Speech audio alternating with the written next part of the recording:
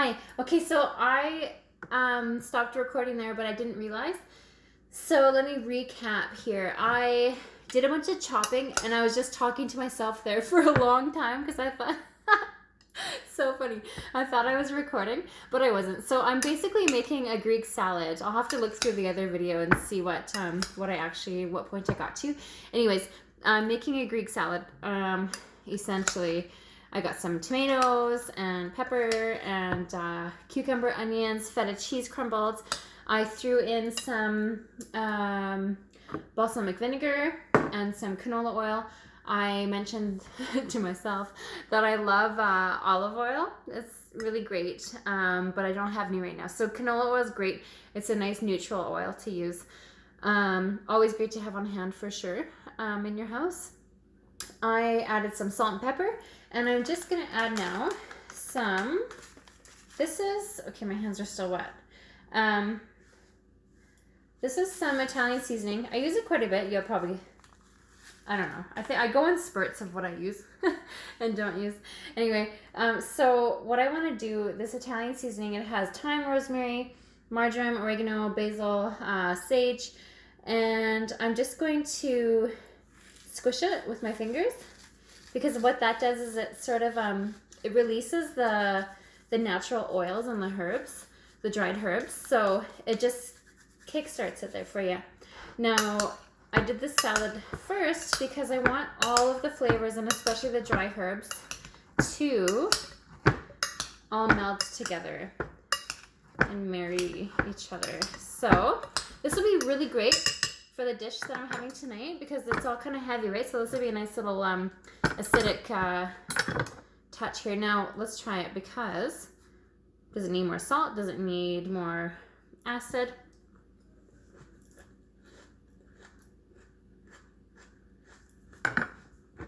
A bit of salt. And a touch more balsamic.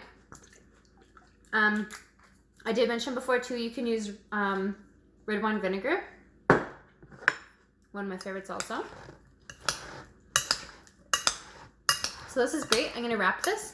Well, throwing it around. I'll wrap it. I'll put it in the fridge, and it'll sit for another 20 minutes while I finish the rest of dinner, and then we're good to go. Okay, so I'm going to move on to the chicken Parmesan, and remember, I'm doing that, remember, because I don't actually have Parmesan cheese, so we're just playing around with it today, and it's going to be still really, really good. This is what you have to do at home. You just kind of work with what you have, and you can go to the store every day, but I don't want to. Like, I'm not one of those people that my dad loves the grocery store. So annoying. So anyway, ask my brother. It's this running joke. Anyway, it's really funny. But yeah, I don't go to the store a lot. So I often just cook like with what I have on hand. So anyways, we're going to start off with making the tomato sauce. If you have a favorite jarred pasta sauce, or even like a spaghetti sauce, like a tomato sauce, pizza sauce, whatever, like some sort of marinara sauce that's your favorite, jarred already, or you can your own, perfect. You're done. You're like golden. I don't. So I'm going to just make a really quick, like it'll take me 2 minutes to put together. So I'll show you. I'm just going to get my stuff over here though first. I forgot first we're going to just quickly chop up an onion and, or half an onion, and a few cloves of garlic for the base of the marinara sauce. It's a really basic, you just need onion, garlic, tomatoes. You can use fresh tomatoes or canned. I have a can here. You can use tomato paste. You can use whatever. There's no rules, I don't think. If you have questions, ask me and I'll clarify things. So let's do this first here. Okay, so we're just going to do a quick chop.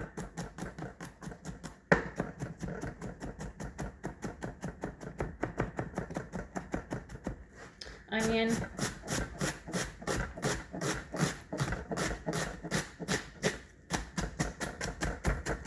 Okay, that is totally good enough. And we'll go to the stove with this. Okay, I have a bit of oil in the pan heating up. That sizzle is what you want to hear. You know your pan has been heated properly. And I will just stir this around. I don't want to use that. Look at this. This is a really cool wooden spoon that I whittled one time, but I don't like to cook with it. Anyways, let me doesn't matter. Let me find. Let's see. I don't like to use these either, but my wooden spoons, all of them are in my dishwasher right now. So, oh, that onion is so strong. Okay, okay, we're good. Okay, so I'm gonna just let the onion and garlic get a bit translucent, and the flavors will release. They don't have to necessarily brown. You can brown them if you want. That always adds that extra layer of flavor, of course. Just do whatever you want. Once this is a bit, I like to do the middle of the road there, like translucent, but like just sort of getting golden brown on the edges. That's my favorite. So you kind of get the best of both worlds. Now, I'm going to, I will let this go, and I'll show you at what point to add the tomatoes. And actually, these are whole tomatoes, I noticed. And you know what?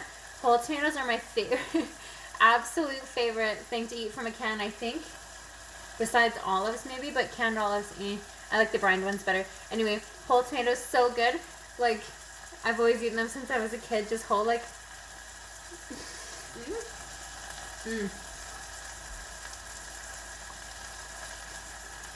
Really good. Anyway. Okay, I'm gonna pause this, and then we'll talk in a minute. Okay, while the onions are browning with the garlic, I'm gonna set up my breading station for the chicken.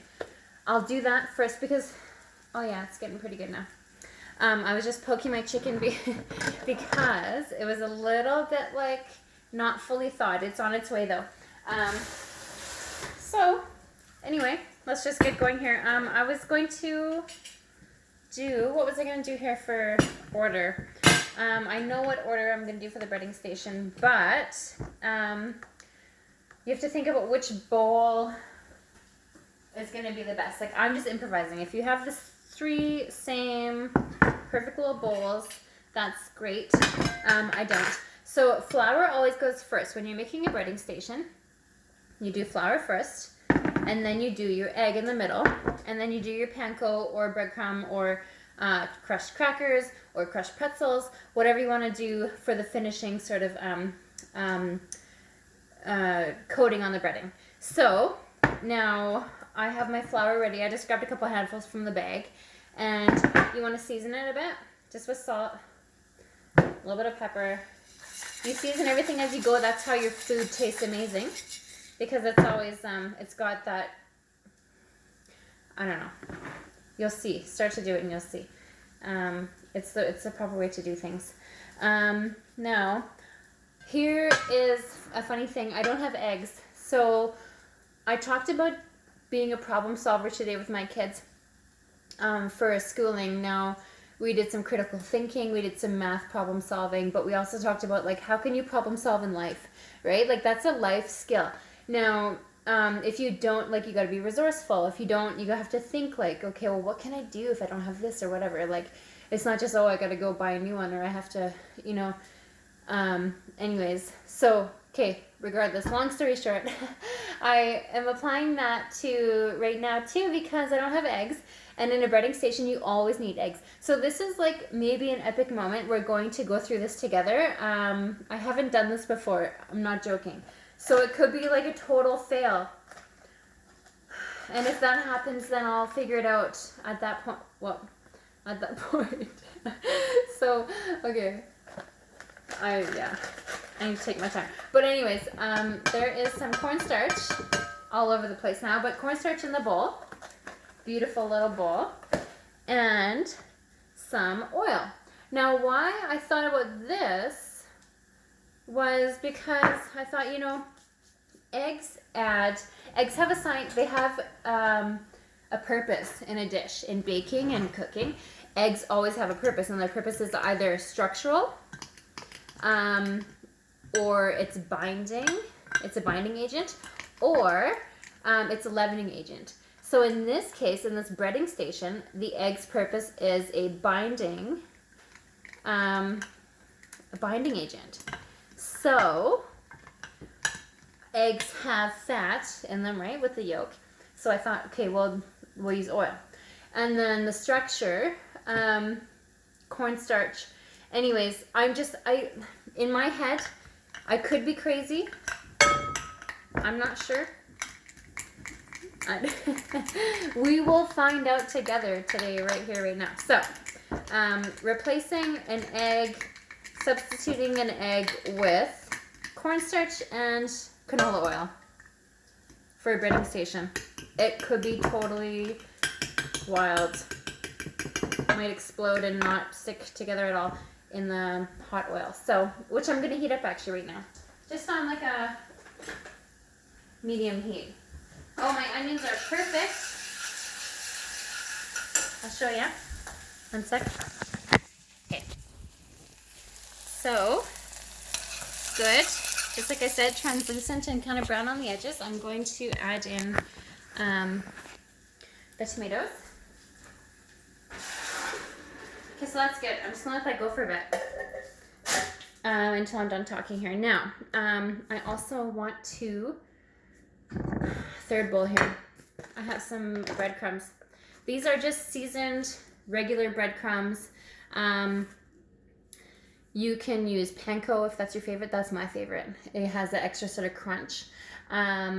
These are just regular breadcrumbs, just seasoned. They can also be called Italian breadcrumbs. You might see them called. They have parsley, sometimes Parmesan, bit of salt, garlic. Anyways, that's what I'm using. And I'll pour that in there, and that's for the third element of our breading station. Okay, I'm going to pause so I can regather my thoughts here. Okay, I'll show you one thing right now, and it looks absolutely crazy because it is, but a lot of people do it. When you have whole tomatoes, you can go in there with a fork or a masher or whatever, but guess what? When you take your fingers and just squish it, it breaks it down. It's that much easier. My hands are clean, obviously. Wash them properly. Do a proper 30-second wash. Learn how to properly wash your hands, and sort of the food safety 101.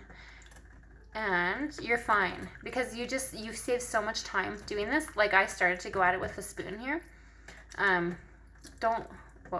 Okay. I'm squishing it all over. Anyways, that's perfect. And it's going to be great. Now I can let it reduce. One sec, let me just rinse my hands.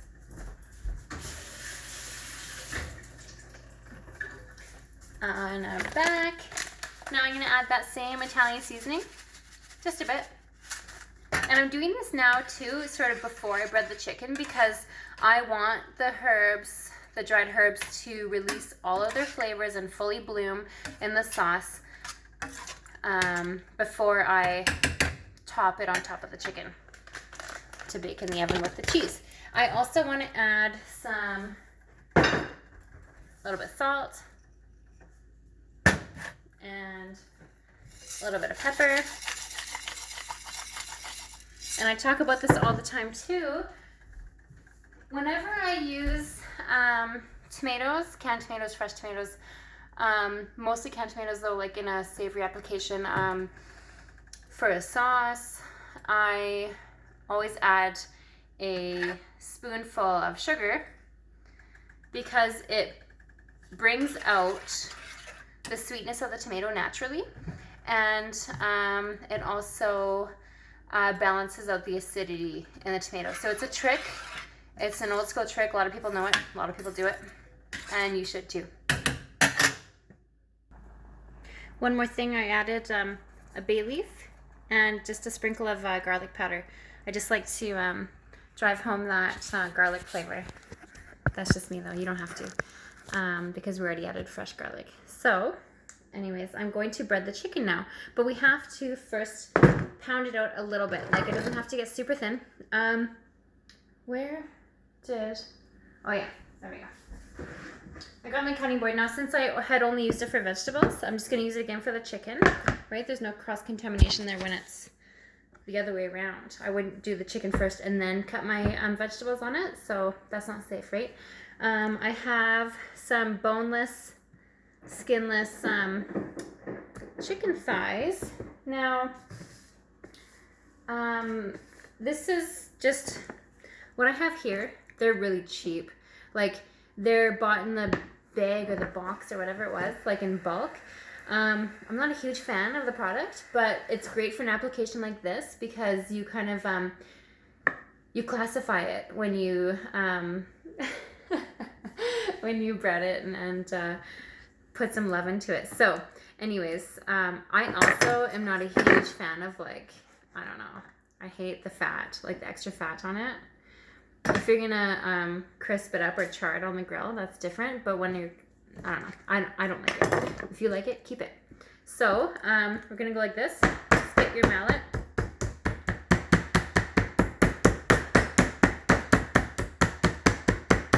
Okay, and I'm not going too thin. I'm just like, I just pounded out a bit.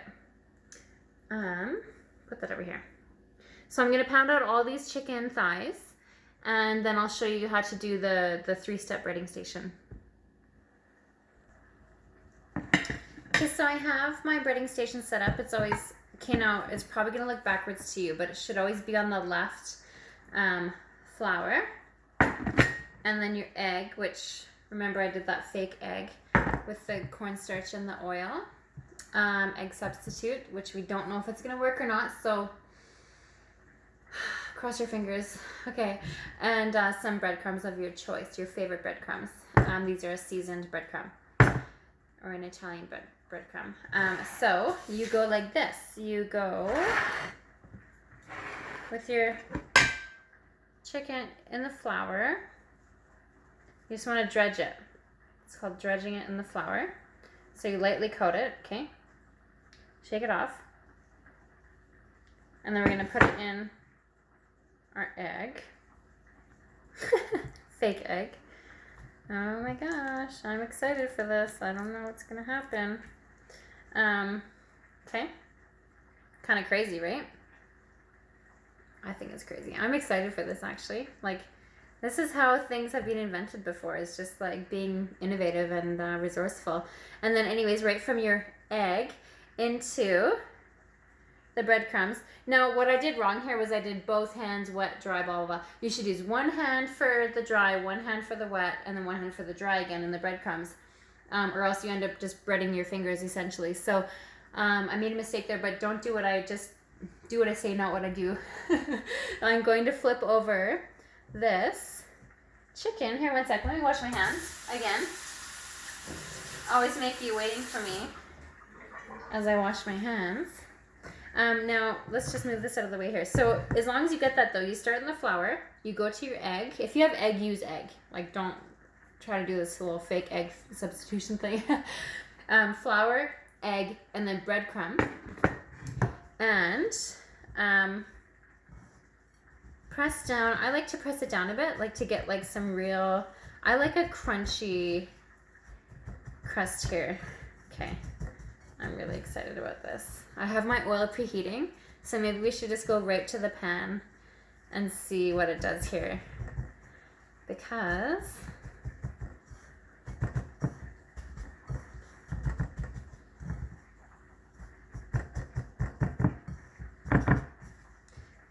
it could be a new thing, maybe.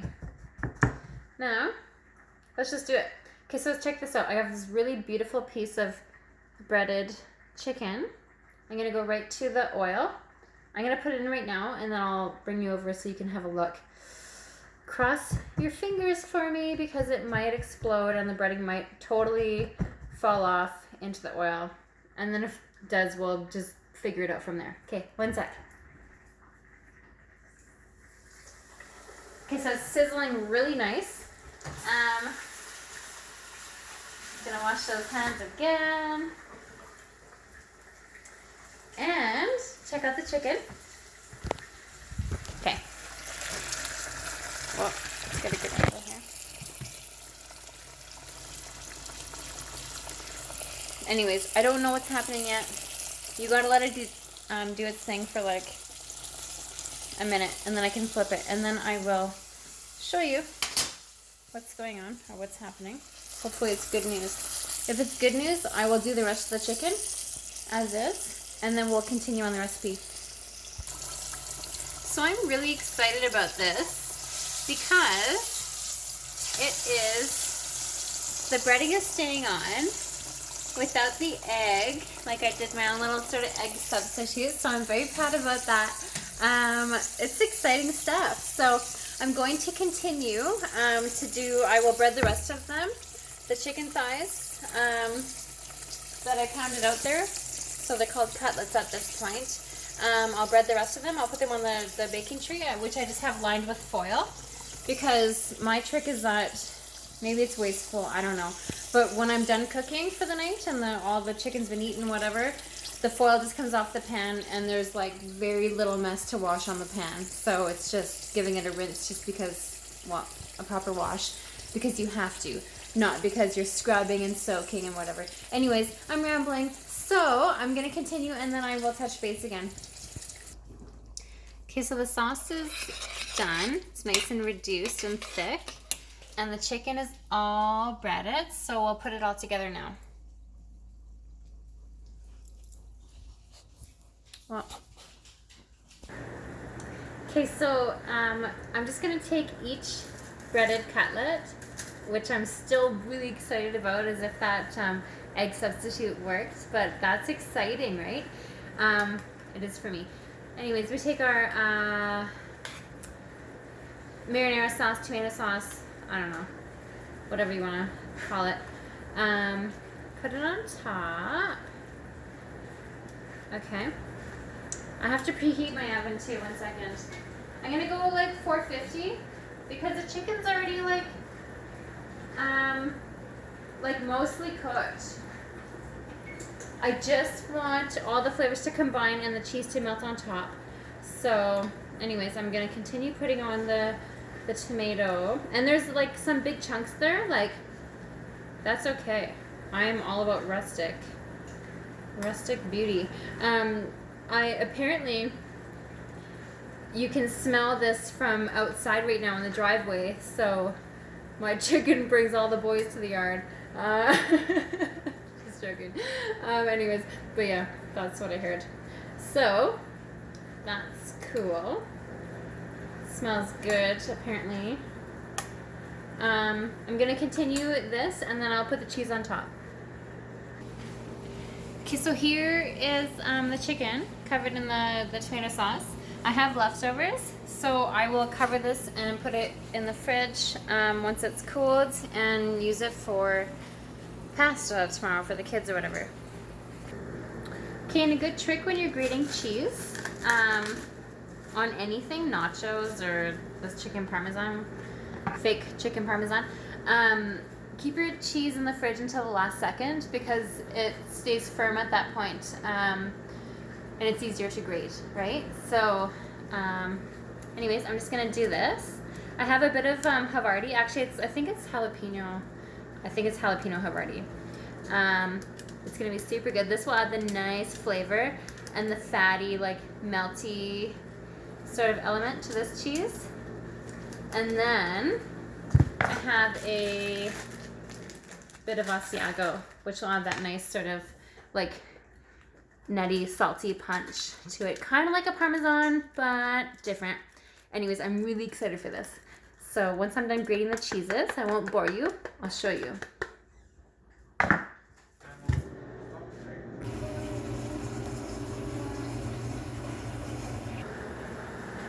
And I also said I was going to make a garlic bread to go with this, just because it'll be nice if there's like, you know, it's kind of saucy and like, oh, it's gonna be so good. Anyways, it's not the healthy part of the dish. We already made that salad. So we're gonna make some garlic butter though, just to go with the bread. I have my barbecue preheating. And a little bowl here. Put some fresh garlic. This is just a quick garlic butter. A little bit of let's just say, let me just show you this time for real what I'm doing, because I never show you. I just kind of pour, I don't know, teaspoon in the dish here. And then some softened, some room temperature butter. Now I'm going to go about a quarter of a cup. My butter is all mangled because I have some like butter bandits in the house. It's super annoying. The kids go around and just like take fingers full, which is weird, but they're all super skinny, so I guess I just gotta let it happen. I also, even though the butter's salted, I just like to add just a pinch of salt. Small pinch. So mix it together. I couldn't find a spoon, so butter knife is fine. Like, it really doesn't matter. Chopsticks, whatever. Okay, mix it together. Whoop, it's flying around here. And that's about good. Then you take your bread of choice, and I like to slice it on an angle because this is a bit of a smaller loaf.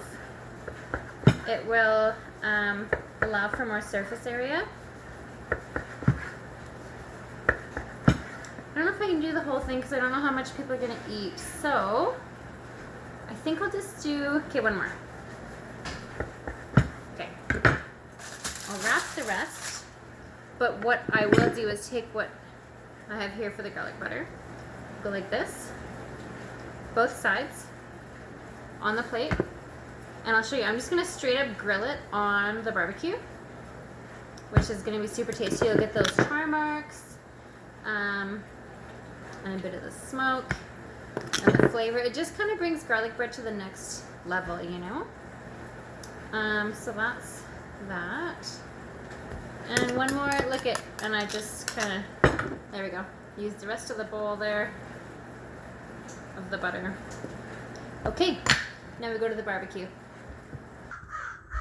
Okay, super nice day out today. Again, I actually thought it was chillier, but that's the weather here for you. It's always different. So we got our barbecue preheating, and we'll just scrape it off. Once it's hot,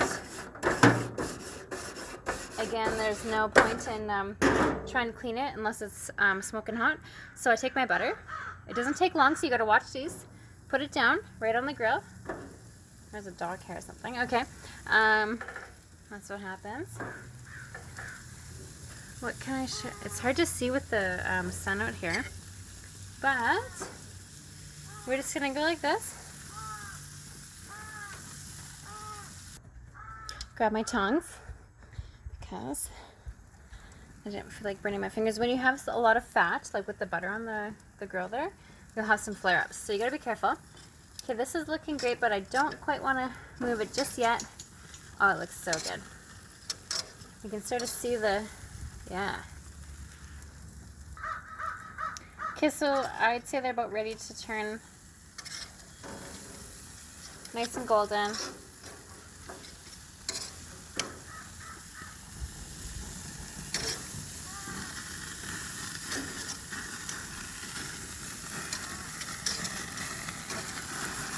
See the flare-ups there with the fat from the butter.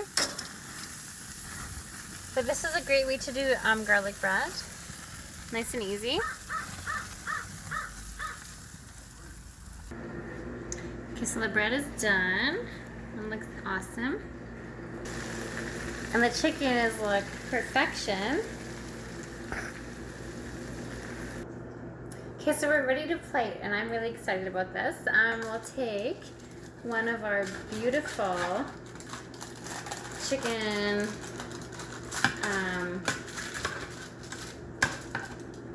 fake chicken Parmesan, and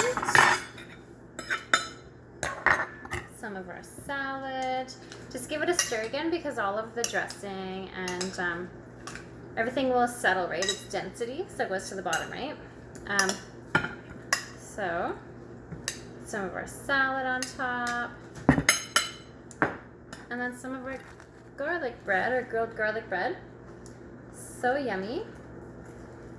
Now, if that doesn't look delicious, I don't know what does. I'm excited about this. Let's take our little cloth here, wipe the edge of our plate just to make it look pretty. And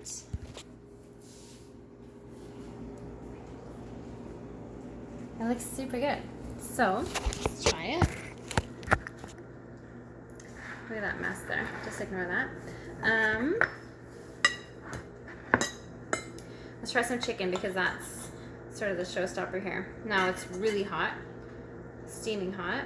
Get some of the cheese and the tomato sauce there.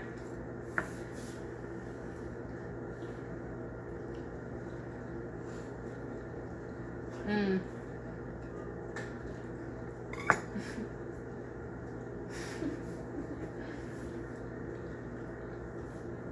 Super hot, but so good. You gotta try it. The breaded chicken with the fake egg and the savory tomato sauce and the like melty cheese. It's not even a chicken parmesan, but it's like as close as you can get. So that was fun. And then the salad, just a nice like whatever tip. I already know this is gonna be good.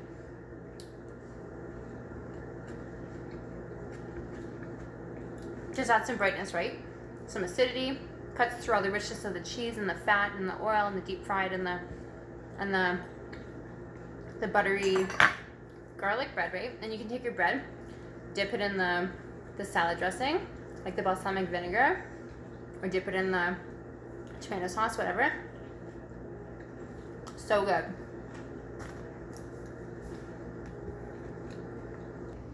So good.